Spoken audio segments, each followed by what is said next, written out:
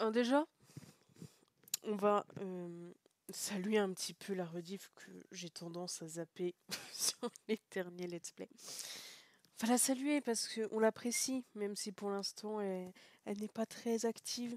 Elle existe, si elle a le mérite d'être là, c'est déjà beaucoup.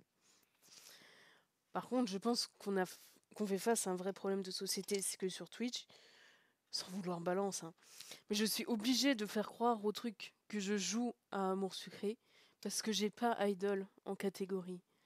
Donc ils préfèrent Bmove qui arnaque les gens et qui font passer des messages parfois douteux, plutôt que Idol qui a plein de super messages de description, d'illustration et qui peut être gratos. Et ça, c'est dommage. Ça, c'est terrible. Bref, il faut aussi que j'évite de trop me mélanger parce que le problème, c'est que en privé, j'ai été voir ce que ça donnait le chemin avec Agnel et j'ai fait aussi avec Gia. Il fait qu'il y a un peu de choses à dire. Euh, je me suis arrêtée au maximum un peu avant là, pour pas en fait me spoiler avec vous. Il faut que je me remette dans le mood. Nous sommes avec Ginny, c'est ça? Ouais, avec Aniel. Qu'est-ce qu'il est chou et tendre et mims, mais qu'est-ce qu'il est chez père.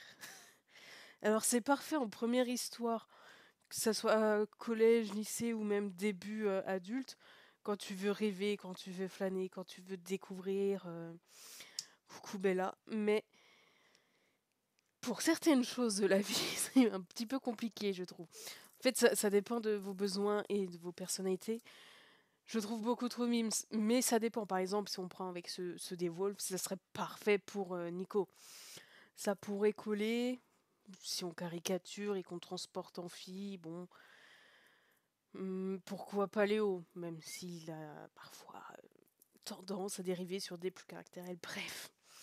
Mais c'est vrai que Agnel en super pote ou autre, mais qu'est-ce que c'est obligatoire de l'avoir dans ta vie pour être heureux. Mais en couple, pour construire des choses ou pour certaines étapes, et par contre, ça mettait aussi en lumière le manque de connaissances et d'éducation, on va dire, ouais, érotique dans ce pays. C'est tellement tabou. Là, ça montrait bien le côté dangereux. C'est-à-dire, bon, il a toujours fait bien les choses, il a toujours fait avec tout ce qui est consentement, tout ça, mais c'est son pote qui a dû lui apprendre qu'il fallait un préservatif. C'est terrible, c'est dangereux. C'est-à-dire que vous ayez de la pudeur, tout ça, bon, mais les bases, genre Agnel, ok, il est chez père, mais c'est juste qu'il avait jamais eu une meuf et que personne lui avait appris que c'est bien de ne pas décéder quand tu fais des câlins, tu vois. Je pense que je ne sais même pas s'il sait comment faire des enfants, tu vois, c'est terrible. Ça peut être très vite dangereux s'il n'y avait pas eu son pote pour lui rappeler. Ça aurait pu être très vite dommage. Donc c'est pour ça, il est top pour beaucoup de choses, mais en couple, ça dépend votre façon de penser, vos projets.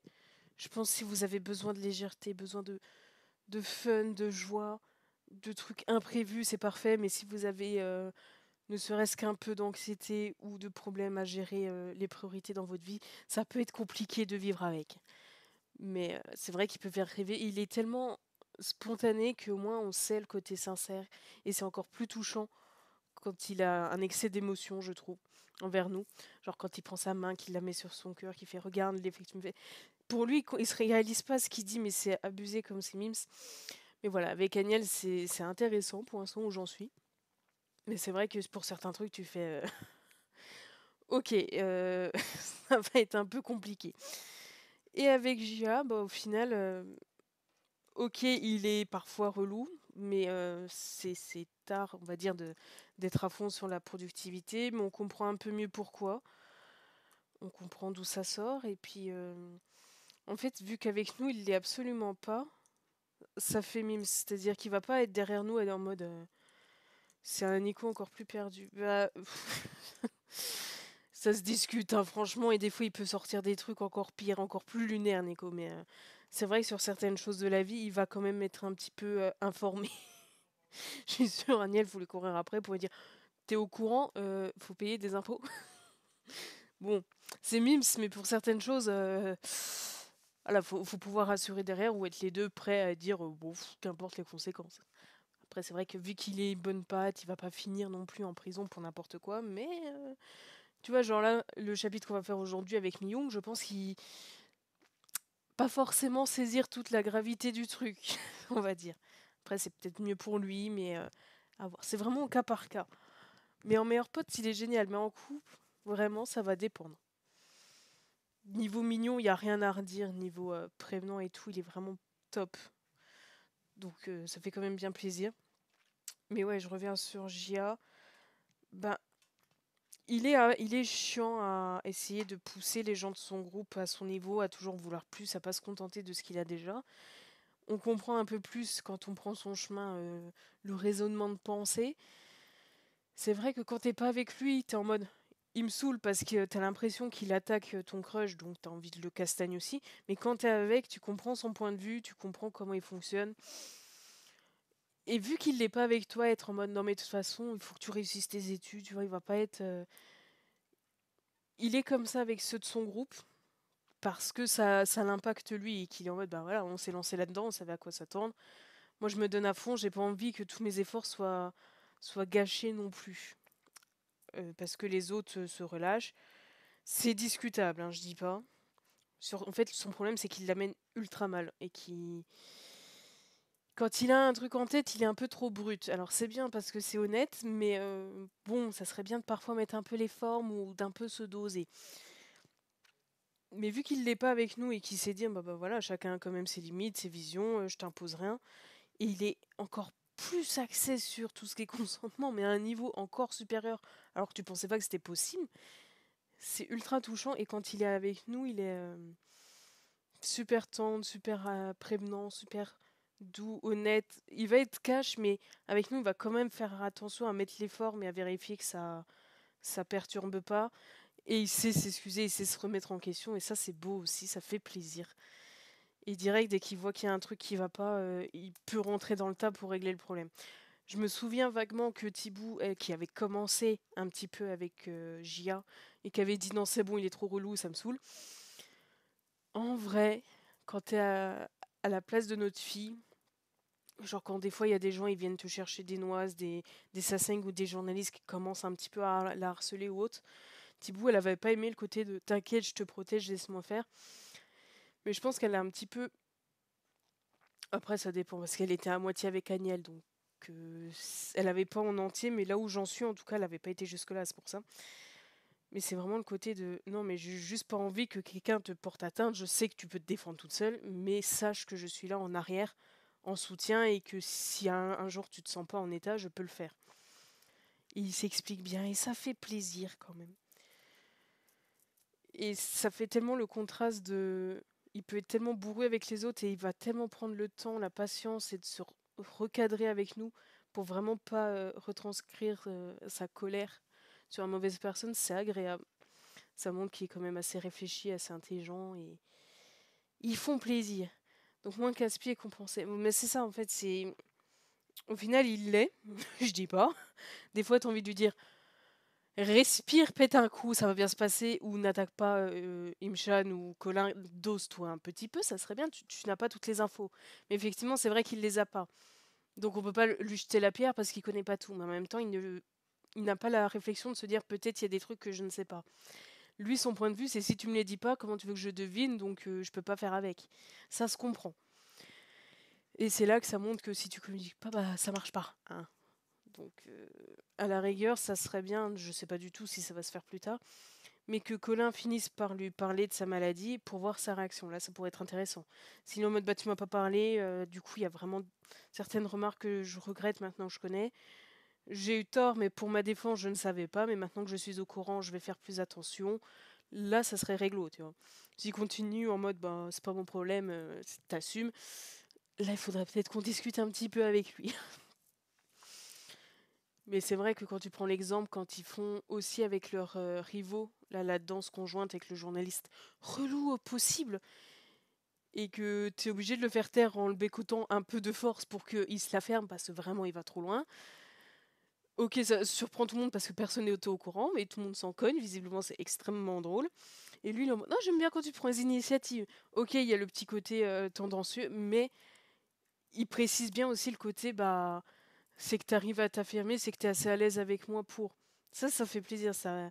Il essaye tout le temps à mettre sur un pied d'égalité, en mode, ben, ok, je suis un idol, je peux comprendre, concevoir que tu me perçoives, voilà, socialement plus élevé, mais j'essaie de faire en sorte un maximum. Il fait tout le temps les pierres feuilles ciseaux, il fait tout le temps le je te balance les faits, comme ça tu peux juger par toi-même.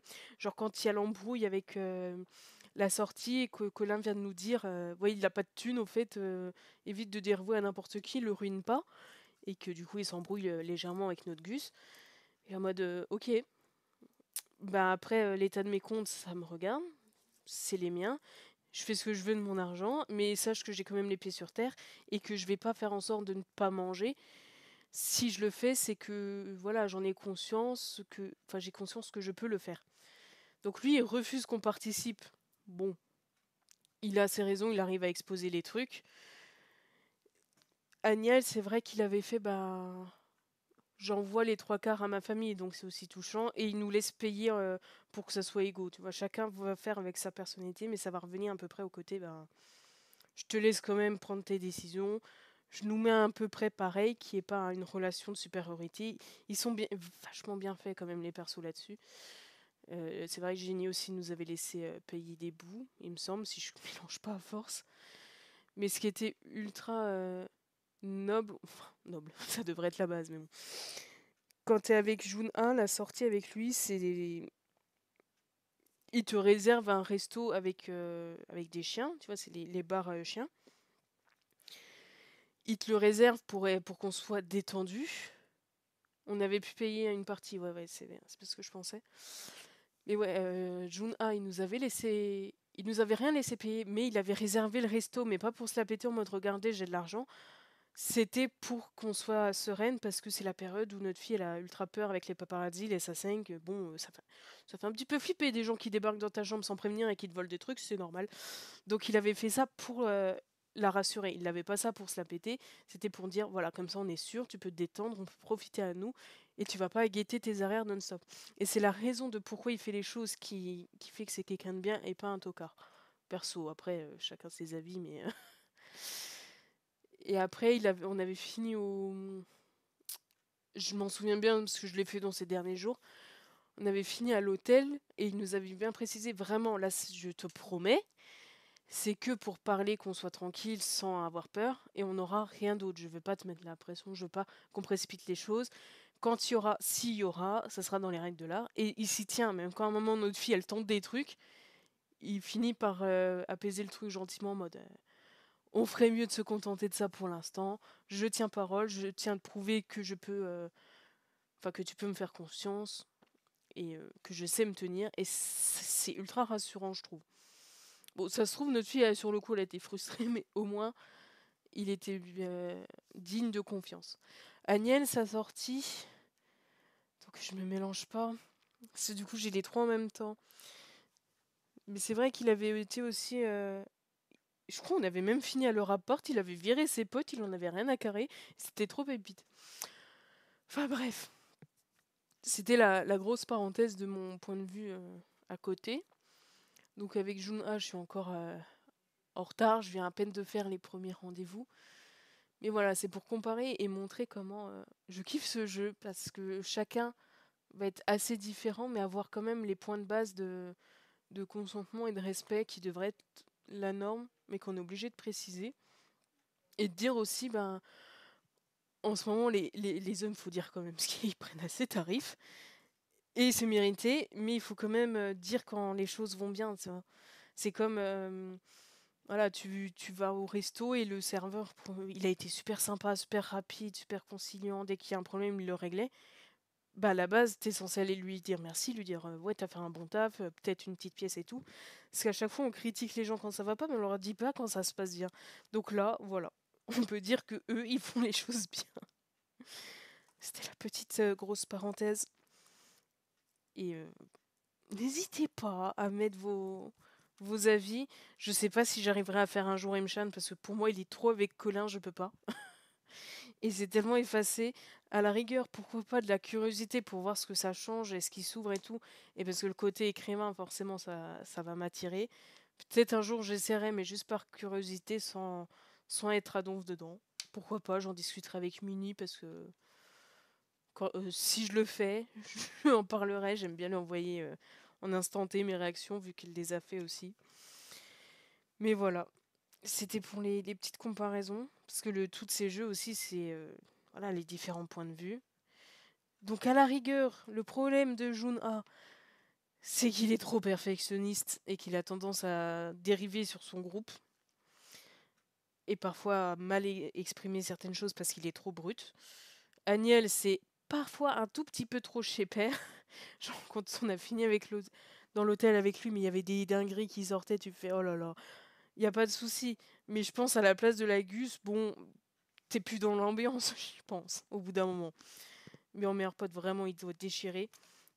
Ou pour les premiers copains, il doit être top aussi. Et du coup, là, on va essayer de se remettre pour reprendre avec Ginny. Qui, lui, ses seuls défauts de ce que j'ai en tête, que je pourrais leur reprocher, c'est qu'il va mal et qu'il en parle pas assez. Quoique, au final, c'est pas un défaut à lui, c'est un défaut à notre Gus qui ramène pas le sujet. Mais bon, bref. On va aller faire la confrontation avec cette chère et tendre Mignonne qu'il va falloir rester zen et compréhensive. Mais je pense que quand je vais reprendre ma partie avec Agnès, ça va être compliqué, ce passage. Quoique, elle est juste très très mal. Donc bon, on va aller voir ça. Mais je pense que je vais faire une micro-coupure parce que du coup, ça, je vais le faire à part. Je vais faire la vidéo débat pour la rediff.